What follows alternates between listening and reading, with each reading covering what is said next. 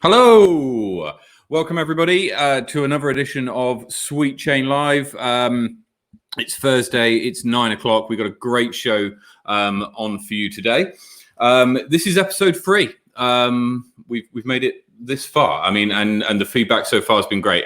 If you do have any comments or questions about the show, then give us a message, and we'll do our best to keep improving and keep making this even better.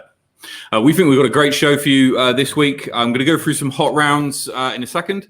A little bit later on, after that, I've got Johnny Ferrari and Bray Marsden standing by. They're coming to us live from Invercargill, and we'll be recapping the Highlander with both of them and previewing the smash that is going on this weekend in Invercargill. We'll also be having a look at some up-and-coming events. We'll have a time for a bit of Q&A, so if you've got any questions for Johnny or for Bray, then pop them in the comments below, and we'll get them up on screen. And finally, we'll be spinning the wheel for the Fiend round at Hoscar. So if you can't make it to the Smash and you're in Wellington, come along to Hoscar Saturday morning at 9:30, and we'll be playing a Fiend round, which we'll find out about a little bit later on. So without further ado, on to the hot scores for this last week. And we're going to start in Invercargill. Barry Van Beek beat out 4 other players to go 12 under in the last week. So well done to Barry. Across to Chingford, Cameron Mackey hits 9 down for a new 2021 best score. So very well done to Cameron. There's only 9 holes there, so a birdie on every hole is very good. Across to the Gardens, Jack Halliday hit 9 down twice during the last week. Very well done to Jack. And across to Ely Point, where the lead was shared here between Ryan Cambridge, Billy Goldsmith, and Nick Steenson, both all hitting 4 under. And it was Ryan Cambridge who took out the honours at Lismore Park with a 9 under par. So he's been doing some work over the last week, and it's been paying off. Up to Christchurch, Jeremy Brockenshire hit a 12 under par, which was very good to see, beating Willie Taratana out by 3 shots. Over to the reserve in Christchurch, you've got John Hughes and Bryden Fenotia, both tied on 6 under par. And up to the capital. It was a great day in Berrenport last Sunday. I was there. Jack Ryan hit a 2021 best in the hills on the main tees of 7 under par, including an ace on hole 4. I was there. I saw it go in. We went crazy. It was brilliant. So well done to Jack. Across to Petone and the foreshore, Brady Cush with a 4 under par, narrowly beating me on 3 under par. And up at Harcourt Park, ultimate players will recognise the name Aaron Neal, hitting a 3 under par. Again, very good score. It would be terrifying if he takes up disc golf. Over to Linklater, and it is Team Sweet Chain's Brock Fraser leading the way with 5 under par, narrowly beating out Galal Brizzle, who hit 4 under. And up to New Plymouth, Trevor Woolman hitting the hot score for the week with +2. And over to McLaren Falls, it's Dan the Shoe Guy Thornton with a score of +1. And up in Auckland, David Kyle took out the honours in Rosedale with 1 under par. And at Woodhill Red Tees, David Lake did the hot score of the week with a 4 under par. So well done to all of those players. Really good to see, and quite a few best scores of 2021 coming through, which is also fantastic. Right now, we're going to bring in our special guests this week. We've got Johnny Ferrari and Bray Marsden on the line. Gentlemen, can you hear me? Yeah. G'day. How you going? Excellent. Well, it's great to have you on the show. First of all, so welcome. And you've got quite a good setup there. Actually, it looks very professional. Far better than my blind. No, very good, very good. So first up, you guys were both at Highlander last weekend in Dunedin. Tell us about it. How'd you get on? Awesome. How'd you get on at the tournament? What was it like? It was really well run by another good South Island crew. Tom and the team and Dunner's crew did awesome, man. Like the setup, the hours they put into that course was phenomenal. Like the day was well run. Everyone was looked after like really, really good, and they just set a new good standard out there. It was great to see. Definitely raised the bar. Yeah, I've heard only good things about the setup there. I brought the scores up of the Open Division up on the screen now. There was a clear winner in the Open Division, Justin Workman. I'll be honest, I'm relatively new, I guess, to a lot of viewers to New Zealand disc golf. I don't know Justin. Justin, if you're listening, get in contact. We'd love to have you on the show. What can you tell us about his rounds? Did you see any of his play? I didn't myself, but I did see a wee bit in Roxburgh, and he's pretty pinpoint shooter, man. Like he's really on the ball. Like he's been playing since he's 14 years old overseas, so he's not a stranger to it, and he crushes. So yeah, he is. He's a really great dude too. Like super casual and friendly and humble, and loves a beer and whatnot. And he just goes out on the course and absolutely carves everybody. As you can see, it's good though. Good to see. 18 shots on Ben Wheel Lake is no easy feat. Indeed not. Indeed not. Great to see Ben Wheel Lake playing too. That's Ben's first tournament in over 12 months. Yeah, fantastic to have him back on the tour, and some other people. David Keane making a comeback as well, and some other good scores. Andy Clune and Jimmy playing well. So really good to see. Awesome to see Zach up there as well. He's got big goals this year. It's good to see him get off to a really good start. I know. Yeah.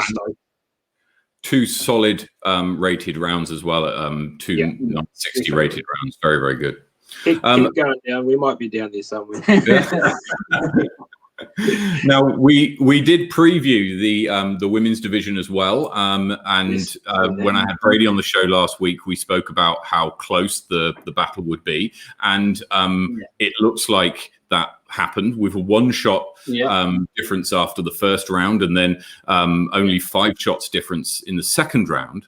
Hayley Flintoft taking out the title. Incredible that she's as pregnant as she is and is still playing at an incredible level.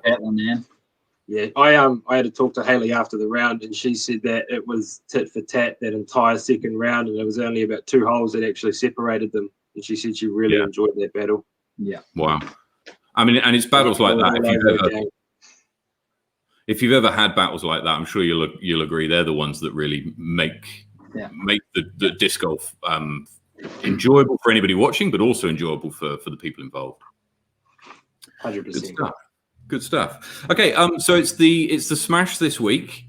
Tell us a bit about it. Oh man, we are hanging out to get this. We got Invercargill Golf Club got their golf course right next to where our disc golf course is at the moment. So we approached them and given us half of their golf course to use for the whole weekend, which is awesome. So Brian and I have redesigned our course to have a lot more length, open, beautiful fairways, real well manicured grounds, and then dipping into our course, it's a modified version of it to have the wooded side of it as well. So it's going to be a real good mix. It's a ridiculously hard version of a simple course.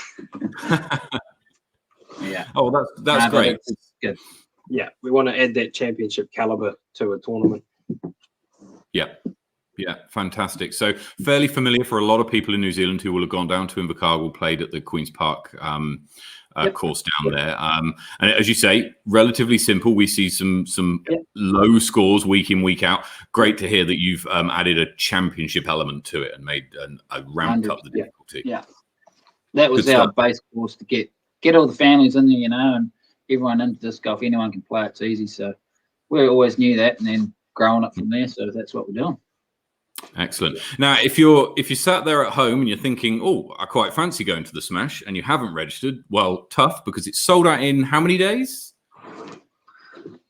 4 days, I think. 4 days. 110 hours or something stupid like that. 110 hours from the first Rego coming in till the 84th and 5th and Wow. 6th and 7th Wow. and 88th. That's crazy. So 84 players. What can they expect when they turn up? Well, some good southern hospitality for starters. We're putting on lunch, obviously, both days for them, and do a cheaper $15 dinner on Saturday. A sweet, absolute sweet players pack. We've got discs, bags, stickers, keychains, towels, like $200 value of player kit for a $55 entry, to be fair. Wow.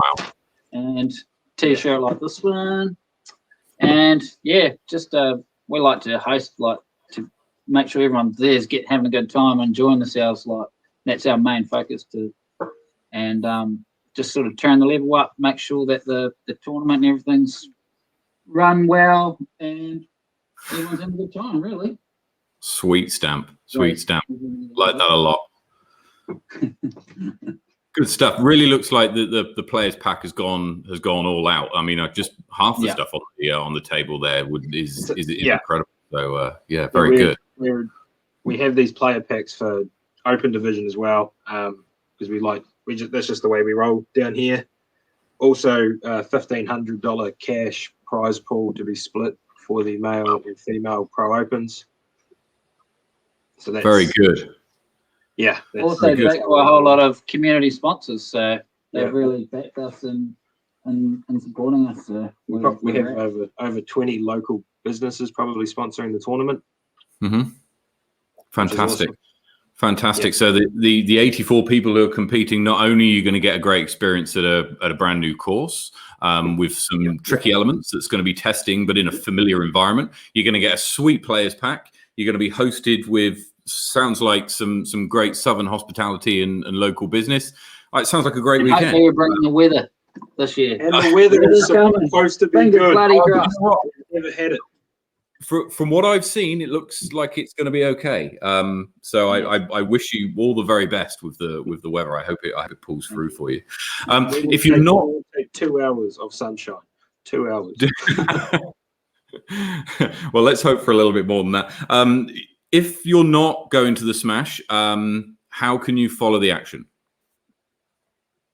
We have PDGA live scoring will be set up, and hopefully every card will be doing it as they go through, because we have full cell coverage being bang smack in the middle of town, so it'll be easy to update and whatnot, and everybody will be able to follow on that hole by hole, obviously, and see what holes are playing well and what aren't, and who's hot, who's cold. Mm-hmm. Yeah. Failing to see it live, Flexline are down covering it, so it will be on there, most of it, the feature card and the final round. Yeah. Fantastic. So if you do miss out this year and you want a bit of a preview of perhaps what could be one of the tournaments of the year, then check out the Flexline coverage. They do a great job with the camera work, and it's fantastic that they're going to be there.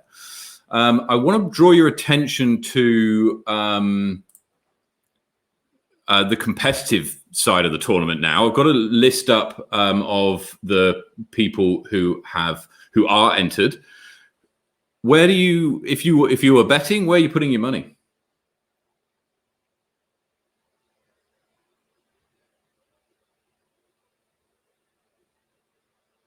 Hello?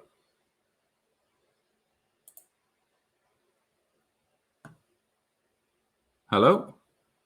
Oh. Looks like we may have lost them.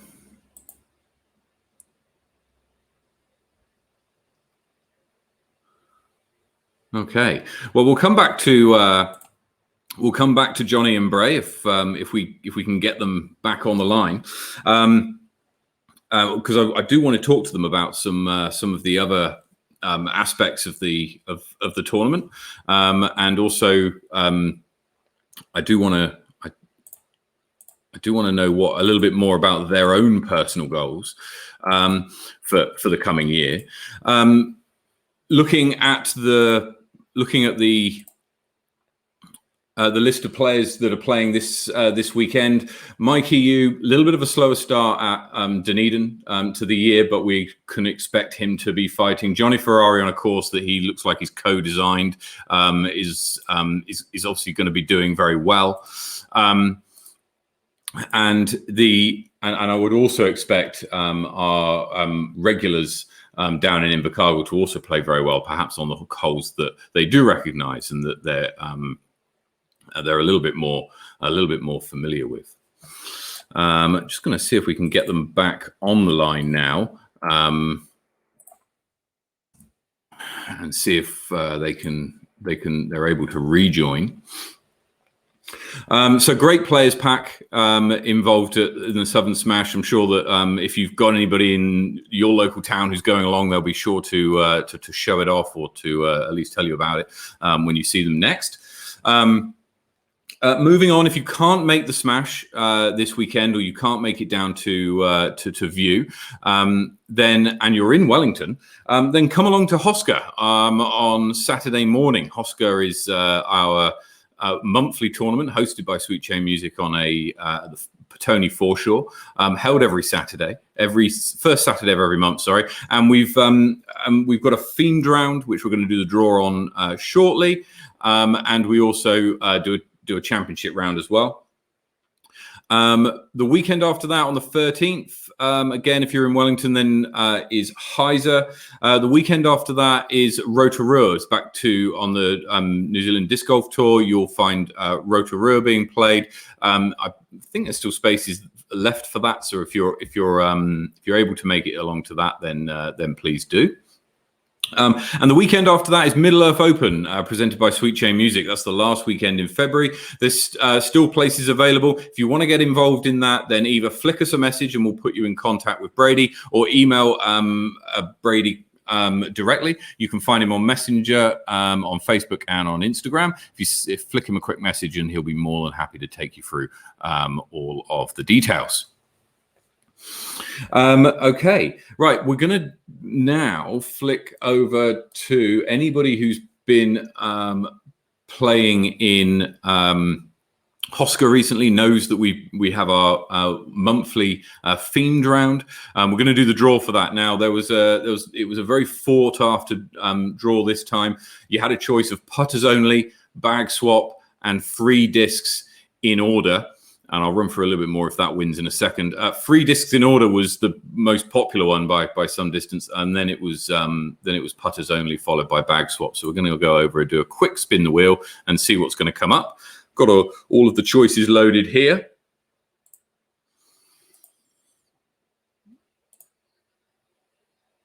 And here we go.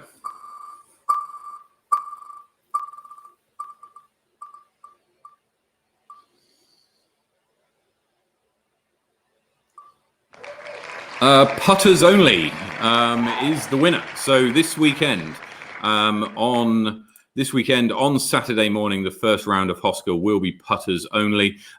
Anything up to a speed 4 is allowed. No buzzes, no Mako freeze. You can have a rock, and you can have challenges and fierces, and I'll be using a keystone. But you've got all sorts that you can bring along, but nothing more than a speed 4. So come along to Hoscar 9:30 on Saturday morning if you're able to make it. That's it from today. We'll see if we can get Bray and Johnny back for a recap of the Southern Smash on next week's show. Otherwise, have a great weekend. If you're heading down to Invercargill, safe travels and have a great time. And we shall see you next week. Take it easy.